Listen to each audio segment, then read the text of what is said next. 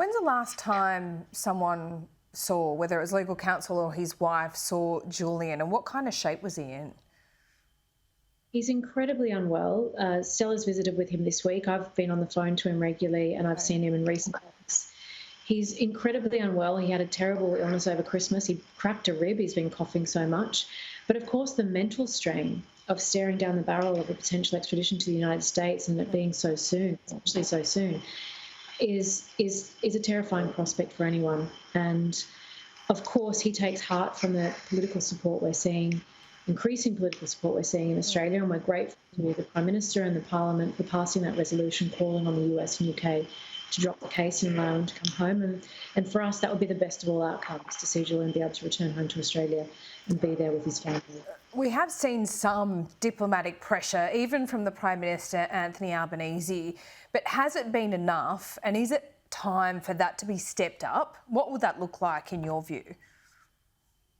We are grateful to the Prime Minister for taking the principled leadership position that he has, that this has gone on too long. He has confirmed publicly that he's been raising it with the President, with President Biden. We continue to try to work with the Australian government to get a resolution. And the question is what the US is going to do with it. The Australian government has made that position clear. The Parliament has now made that position clear. We continue to ask for the case to be resolved.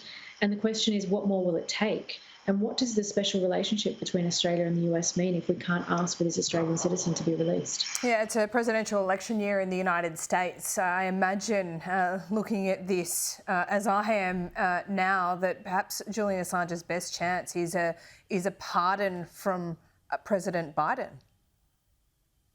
Look, we've sought a pardon in the past. We sought a pardon from President Trump on his way out last time. We, of course, do everything we can to seek a pardon again. This case should never have been brought. It places all free speech at risk. This is criminalising public interest journalism. It's why the New York Times, the Washington Post are out against this, saying that this case should not progress. This is an Australian citizen with his government behind him. It's time for him to be released. This case should never have been brought, and it's time for the Biden administration to drop it. Yeah, and just a reminder that Chelsea Manning indeed was granted that pardon years and years ago, but Julian Assange has been left to language. Just finally, before I let you go, Jen, we all remember Julian Assange. He was so defiant as he gave those speeches outside the Ecuadorian embassy. As you've spoken to him on the phone, and as Stella has gone in to see him in the last couple of weeks, is he still of that, sound mind? Does he still have that defiant attitude, or have the years in prison, his poor health, just diminished that?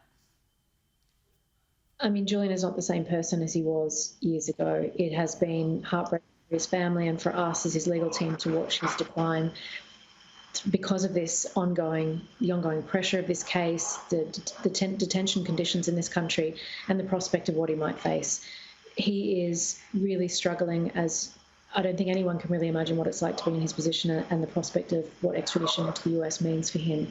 So, we really need to bring this to an end. I want to get him out of prison, and we need the Australian government's help and to put pressure on the US government to make that possible. All right, we'll ask the questions as best we can here in Australia. Jennifer Robinson, thanks so much for your time. A big few days ahead. Thank you, Laura.